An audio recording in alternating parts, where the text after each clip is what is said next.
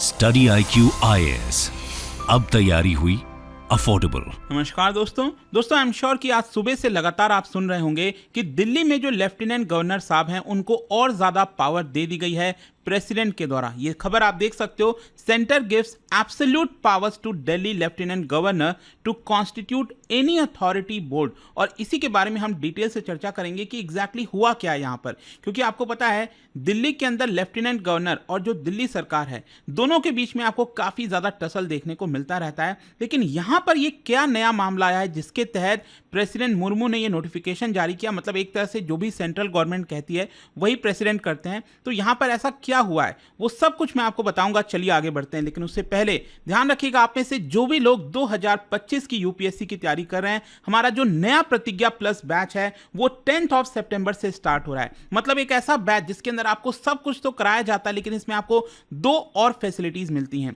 जिसमें इस पहला है कि अगर आप 2025 का सिर्फ प्रीलिम्स भी क्रैक कर लेते हैं तो जो पूरा फीस आप पे कर रहे हो वो आपको रिफंड कर दिया जाएगा। साथ ही साथ हर संडे को यहां पर एक टेस्ट होगा। इस टेस्ट के अंदर अगर आप टॉप रैंक लाते हो तो यहां पर 11,000 रुपीज का आपको कैश रिवॉर्ड दिया जाएगा। तो ज्वाइन करने के लिए हमारे वेबसाइट ऐप पर जाइए या फिर कमेंट सेक्शन में लिंक है और आपको यूज करना है ये कोड अंकित लाइव, ताकि आप मैक्सिमम डिस्काउंट ले सकें। और इसके अलावा अगर आप एमसीक्यूज अटेम्प्ट करना चाहते हैं तो मेरे इंस्टा पेज पर जाइए, वहां पर स्टोरीज में जितने भी एमसीक्यूज हैं उसको भी आप अटेम्प्ट कर पाएंगे।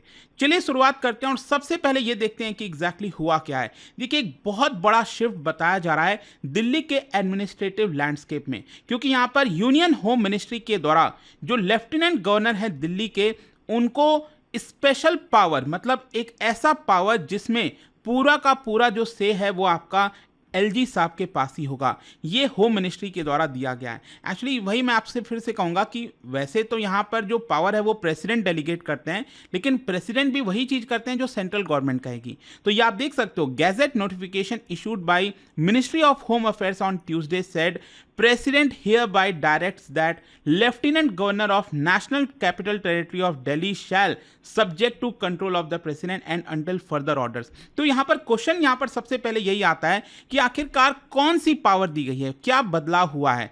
देखो ये जो नया नोटिफिकेशन जारी किया गया है इसके तहत एलजी के पास एब्सोल्यूट अथॉरिटी आ गई है कि दिल्ली के अंदर यहां पर किसी भी प्रकार की अगर अथॉरिटी क्रिएट करना हो, किसी भी प्रकार का बोर्ड बनाना हो, कोई भी कमीशन बनाना हो, उसको बनाने की, तोड़ने की, उसको ओवरसी करने की सारी जिम्मेदारी एक तरह से एलजी साहब के पास आ जाएगी। जैसे कि एग्जांपल के तौर पर दिल्ली कमीशन फॉर वुमेन, इसके अलावा दिल्ली इलेक्ट्रिसिटी रेगुलेटरी कमीशन, इसको बनाने की पूरी जिम्मेदारी, इसको ओवरलुक करने की पूरी जिम्मेदारी एलजी साहब को दे दिया गया है। और एक तरह से वो सोल डिस्क्रिशन बन गए हैं यहां पर उसको मैनेज करने के लिए। सिर्फ यही नहीं, इस पूरे बोर्ड के अंदर, कमीशंस के अंदर जो भी पर्सन्स अपॉइंट किए जाएंगे वो डायरेक्ट एलजी साहब के द्वारा ही किया जाएगा। और इसी की वजह से बताया जा रहा है कि कहीं ना कहीं जो पावर ऑफ अपॉइंटमेंट है उसको सेंट्रलाइज करने की कोशिश की जा रही है। मतलब सारी पावर जो है यहां पर एक तरह से एलजी साहब के पास आएगी, क्योंकि पहले अगर आप देखोगे यहां पर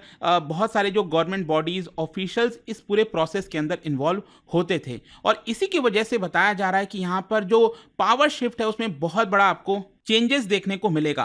क्योंकि आप देख सकते हैं यहां पर पहले जो अरेंजमेंट हुआ करता था, इसके तहत दिल्ली सरकार और उनके जो ऑफिशियल्स हैं, जैसे कि चीफ मिनिस्टर हो गए, बहुत सारे जो हेड हैं डिपार्टमेंट के, वो इन्वॉल्व होते थे कि किसको अपॉइंट करना है, कौन सी बॉडी क्रिएट करनी है, जो स्टैट्यूटरी बॉडीज हैं दिल्ली के अंदर वो कैसे फंक्शन करेंगी। तो ये सारी जिम्मेदारी पहले दिल्ली सरकार और उनके ऑफिशियल्स की हुआ करती थी। लेकिन ये जो नया डायरेक्टिव दिया गया है, ये कहीं ना कहीं वो जो रेस्पॉन्सिबिलिटी है वो दिल्ली सरकार से शिफ्ट कर के एलजी को ज्यादा कंट्रोल यहां पर दिया जा रहा है। अब क्वेश्चन यहां पर यह है कि इसको देखते हुए आखिरकार हुआ क्या है, इसके पीछे का मामला क्या है, मैं आपको बताता हूं। एक्चुअली अगर आप देखोगे तो यहां पर जैसे ही कल ये पावर दिया गया प्रेसिडेंट के द्वारा, उस पावर का कल ही इस्तेमाल किया है एलजी साहब ने। जो एलजी है वीके सक्सेना, अगर आप देखिए तो उन्होंने यहां पर एक ऑर्डर जारी किया इस पावर का इस्तेमाल करते हुए, और यहां पर जो प्रिसाइडिंग ऑफिसर होंगे एमसीडी वार्ड कमिटी इलेक्शंस के लिए, उसका अपॉइंटमेंट कर दिया। देखो अब होता क्या है ना कि दिल्ली के अंदर जो एमसीडी है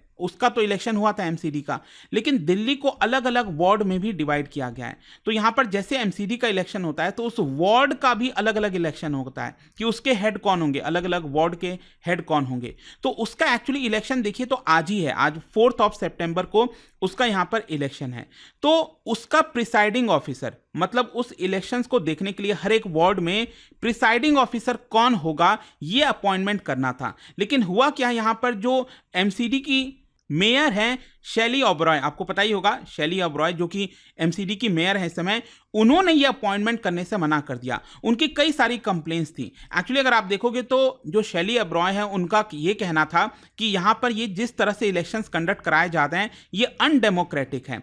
उनका ये मानना है कि यहाँ पर इलेक्शंस में जो नॉमिनेशंस फाइल किए जाते हैं उसके लिए और समय दिया जाना था। उन्होंने यहाँ पर एमसीडी कमिश्नर को एक लेटर लिखा था और कहा कि देखिए मुझे बहुत सारे कंप्लेंट्स आए हैं अलग अलग काउंसलर्स के माध्यम से, और उनका यह कहना है कि यहां पर नॉमिनेशन फाइल करने के लिए सिर्फ 1 दिन का यहां पर नोटिस उनको मिला, जो कि बहुत कम दिन होता है।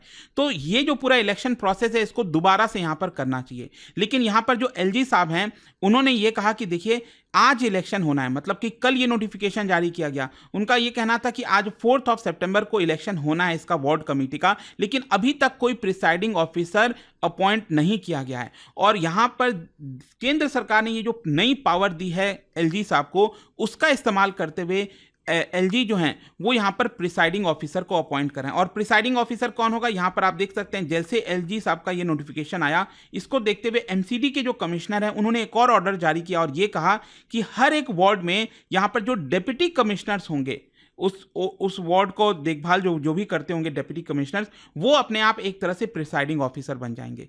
तो आज ही जो है आज 4 सितंबर को यहाँ पर जो वार्ड कमेटी का इलेक्शन है वो आपको देखने को मिलेगा। तो ये पूरा अभी टसल हुआ है जिसके तहत आप कह सकते हैं कि यहाँ पर केंद्र सरकार ने प्रेसिडेंट के माध्यम से और ज्यादा पावर एलजी को दे दी है। अब क्वेश्चन यहाँ पर ये आता है, बहुत से लोग जानना चाहेंगे कि क्या ये जो पावर अगेन दी गई है क्या ये लीगली वैलिड है कि नहीं, क्योंकि अभी मामला आपको याद होगा 2023 में सुप्रीम कोर्ट का एक जजमेंट आया था, वो मैं आपको बताऊंगा। लेकिन सबसे पहले आपको यह बता दूं, एक्चुअली हमारा आर्टिकल 239 अगर आप देखोगे उसके तहत यह बोला गया है कि जो यूनियन टेरिटरीज की एडमिनिस्ट्रेशन की जिम्मेदारी है वो प्रेसिडेंट क्या करते हैं, डेलीगेट करते हैं एलजी को। और क्योंकि दिल्ली में यहां पर जो दिल्ली के एलजी हैं उनके माध्यम से यहां पर जो भी अपना पावर इस्तेमाल करना है वो प्रेसिडेंट के द्वारा किया जाता है। मतलब प्रेसिडेंट करते हैं, मतलब एक तरह से आप समझिए केंद्र सरकार करती है। ठीक है, ये सिंपल सा अर्थ हुआ।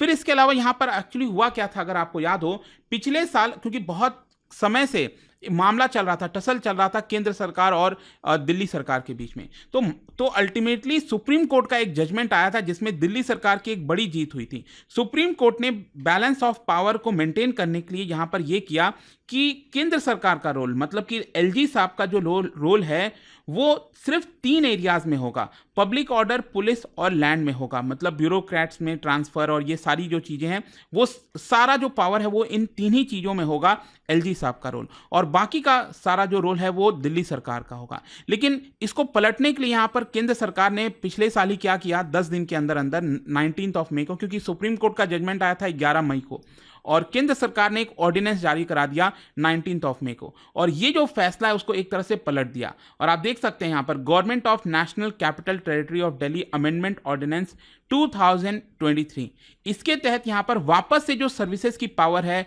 वो एलजी के हाथों में दे दी गई थी। तो इसमें भी यही कहा गया है कि एलजी चाहे तो ये सारी चीजें कर सकते हैं। तो एक तरह से यहां पर जो एक्सपर्ट्स हैं उनका ये कहना है कि जो भी ये डिसीजन लिया गया है, ये जो और पावर दी गई है एलजी को, वो लीगली तो वैलिड है, लेकिन अल्टीमेटली देखना होगा कि क्या ये जो मामला है वापस से बड़ा होता है कि नहीं।